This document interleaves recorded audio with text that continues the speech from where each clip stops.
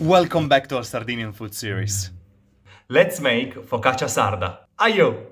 Now, I don't know if you know this focaccia, but this one is delicious. Made with semolina flour instead of just white flour, which gives a very crispy golden crust, like a sort of crossover between a focaccia and a pizza.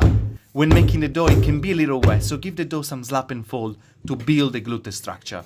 Once kneaded, shape the dough into a ball shape, cover it and let it prove until double in size, and please do not rush this process.